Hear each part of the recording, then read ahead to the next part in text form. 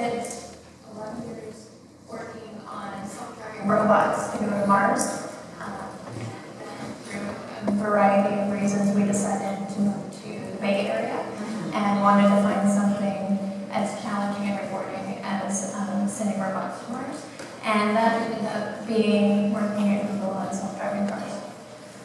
So the Mars rover just automatically drive itself. We've had other car manufacturers such as Tesla. There's also something, a car kit called Cruise, that are not quite in the self-driving space, so almost like it. But Google's done something different, and I've seen some of the videos of Tesla on Waydo, I think it's on other cars, but you're actually building your own car. Can you tell me a little bit why Google decided, instead of the semi-automatic cruise control type idea like Tesla or Cruise has, why Google decided to build a fully automated self-driving car?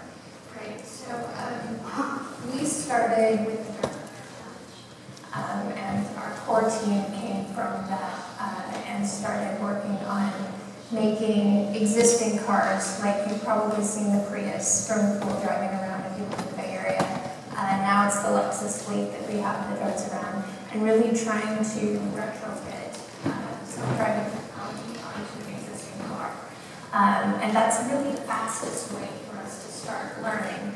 And then we got to a point where it was like, we really want to learn even more about self-driving.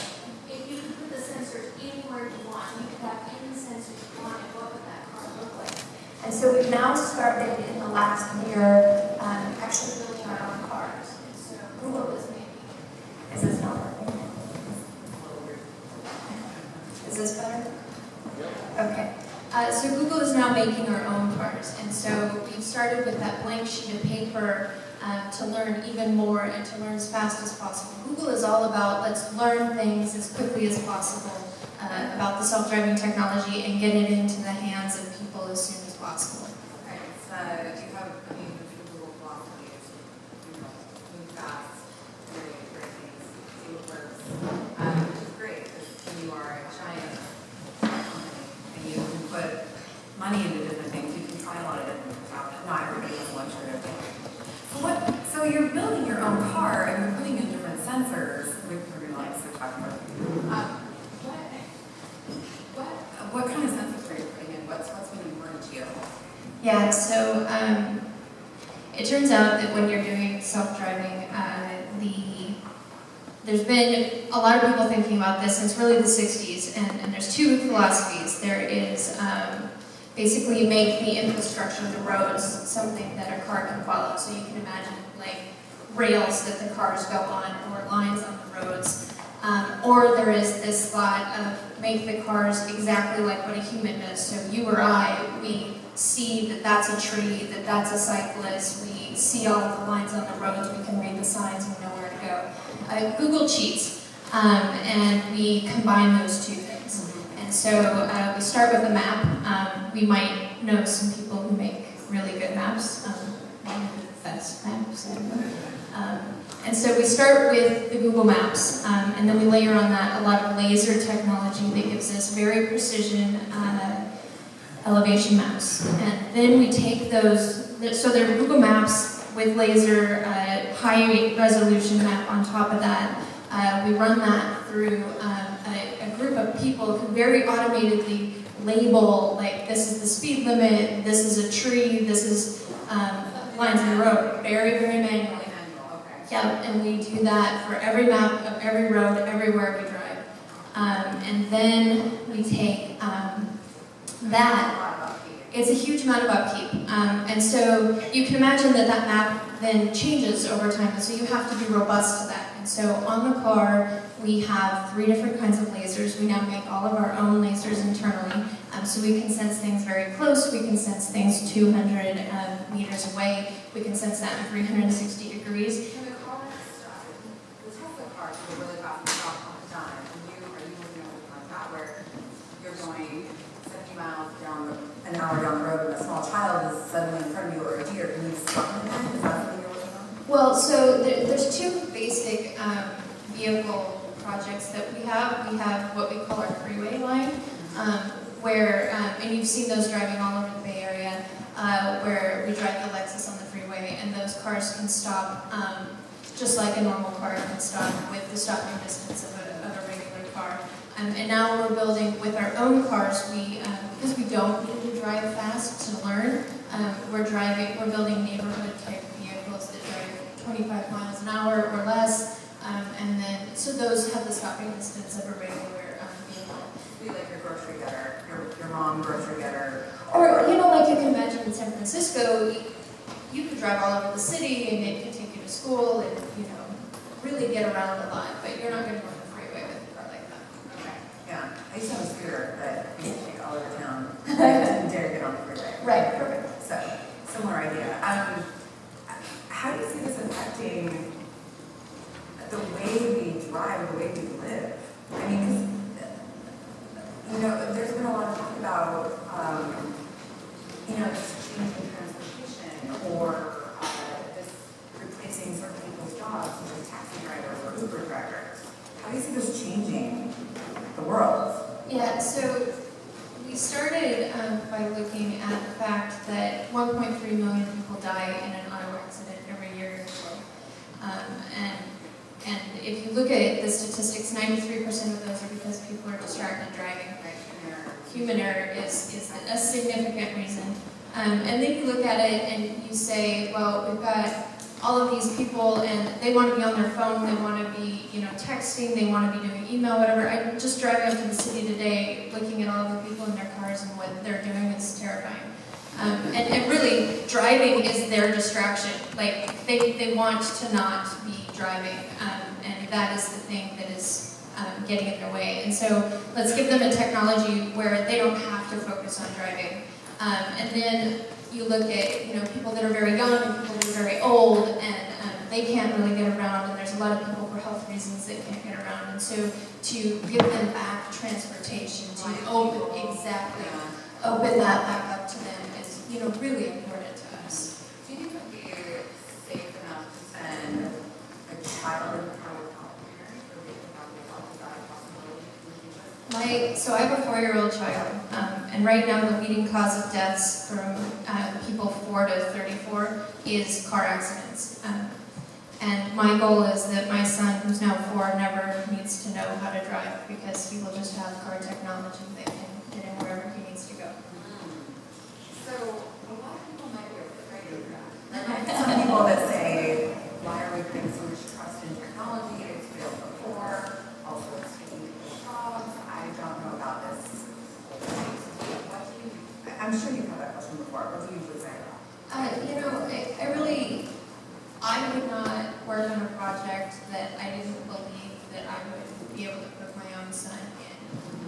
And so the thing that we continuously look at Google is safety is our #1 reason why we're doing this, and safety is the #1 commitment that we have to make sure everything we're doing is extremely safe. And so that's why we're building our own prototype vehicles so that we can keep learning and figuring out what does a fully autonomous vehicle mean and what are all of the things that we need to do to make it so that people are comfortable using that technology. So I was at the unveiling of the new brand new Tesla in LA a couple of weeks ago. It's a beautiful car, super fast. 0 to 60 in 3 seconds. It's pretty amazing. There was a rumor that it was going to be self-driving, fully self-driving, and I thought, wow, did they beat Google? Because you guys have been working on this for quite a long time. It's been start? No? Okay. It's been in the news for quite a long time. Google's been working on this, and all of a sudden, the rumor was Tesla done the same thing. But theirs is not quite self-driving. But that's not to say that they aren't almost there as well. Are you concerned about maybe competition getting in there or someone beating Google to the punch? I just had this conversation with my mom, and I told her that to me, it's about making transportation safe for people, and the fact that Google is working on it is really to inspire a lot more people to focus on that problem. And if we can get, you see Mercedes starting to bring these self-driving technologies where it's got lane change detection, it tells you not to change lanes. Tesla's coming out with those kinds of things too, where, you know, if it needs to stop, the car will take over and stop for you. And that's great, and that's technology. Itself. Yeah. Which is great. I hate parking, yes. Especially in the city. And so, you know, I think that if Google is helping inspire people to work on those kinds of problems, then that's awesome. My mom says, oh yes, you guys want to be first. Well. You know, I mean, going from that kind of technology to a fully self-driving autonomous car is a completely different step. We at Google would call it a moonshot, where it's a 10x kind of change to how you drive a car. We really believe that this notion of delivering a car that can self-drive, but the driver is always in control to take over, and so the driver is kind of dipping in and out of control of the car. We tested that. As you can imagine, at Google we test everything. And what we really found was that people are so distracted that they're not a good safety measure to take over the car. And so if you decide that the human, in a full product line, that the human is not probably the best safety measure for you, then you have to go all the way to a car being able to drive itself. And I think that's a leap that people don't fully understand how difficult that is until they really get into the nuts and bolts of that problem. So the cars that are semi-self-driving are already expensive enough. To build an entire car that's self-driving sounds immensely more expensive. What's the projection on that? You know, I mean, it's still really early to tell what the price point of those cars are going to be. We're definitely focused right now on building prototypes and learning more about the technology, and not so much on, you know, what is that product line kind of look like? Everyday average person. Right, or is it a car that you know that someone would sell to consumers, or is this more of like a ride-share kind of vehicle? Like, there's a whole bunch of different options, and people much more smart in those kinds of things than I are looking at that. Marketing. We'll leave it to marketing and program and product. Yeah, you're focused on the technology.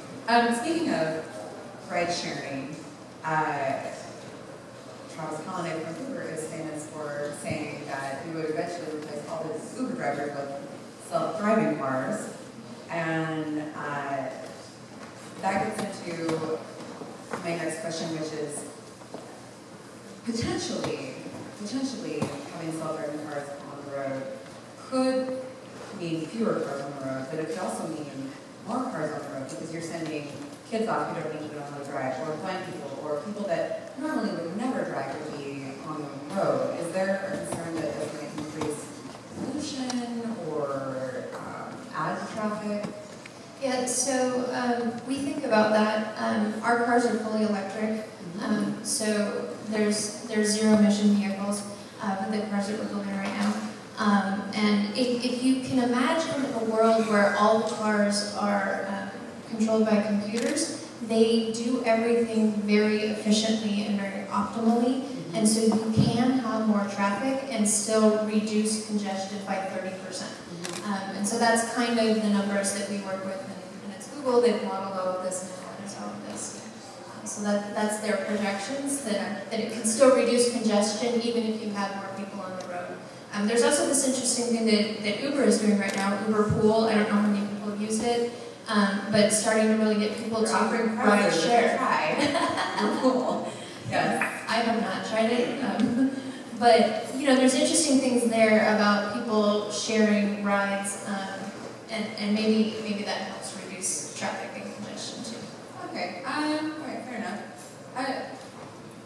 I've seen cars drive around town. I'm sure you guys have all seen the cars drive around town at least maybe once. How far along are you on this technology? How far away are we to actually getting something that you can purchase or that is available to the public? So we have our Lexus fleet that people have probably seen. We have over 800,000 miles of autonomous driving. No, we bought Lexus and then we added. We did not buy Lexus, and we bought Lexus. We bought Lexus cars. Let me be very clear. I know. I'm like, oh no, I just got in trouble. No, so we bought some Lexus cars and we retrofitted self-driving technology onto those. That's the cars that people have probably seen in the world.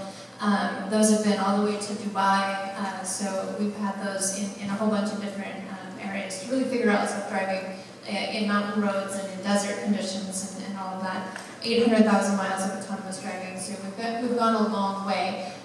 About a year and a half ago, the program really kind of reinvented itself, and we decided to focus on city street driving.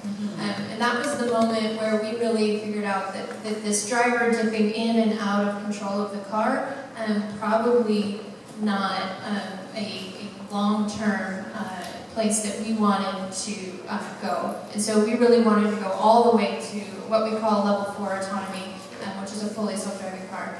And so you're just now, if you start to go to Mountain View, you'll probably start to see the little, we call them Fireflies, but they're little prototype vehicles that we built ourselves. You're calling them Fireflies, is that a code word? Or the actual name of the car? No, that was the internal project name. I think it's cute. I'm probably in trouble for saying that, actually. But yeah, they're very cute little cars that you'll start to see driving around more. And that's so that we can really start learning about city street driving. We've now been driving on city streets and really focusing on that for the last year. And you know, the technology has increased, and we do things now like we can see a cyclist if they're doing a hand gesture. The car sees that hand gesture and predicts that what the cyclist is going to do based on that. We were just driving in city streets the other day, and someone in a wheelchair came out who came in front of the car and kind of was going in and out of the lane, and the car could sense the wheelchair and stop for the wheelchair. Wait, it was weaving in and out of lanes? Yeah. San Francisco. and so, you know, I mean, the things that the car can already do is amazing. But, you know, we're still learning every single day about what we need to do to make it even better technology. So how far away do you think we are? It's still pretty early to tell that. We're just now starting to drive our prototype vehicles around and learn, you know, with optimized sensor placement. Like a couple years, what do we see? Or 5 years, 10 years? Hopefully my 4-year-old doesn't ever drive. Okay, all right, that's fair. So, but to be, it's not 10 years out, it's closer than that. I hope so. I really hope so. Okay, all right. I don't know how much time we have, but I'm pretty sure some of you might have some questions. She's saying end talk. And to talk. Okay. Well, anyway, thanks for being on with me. That was awesome. Thank you. Yeah. Thanks everyone.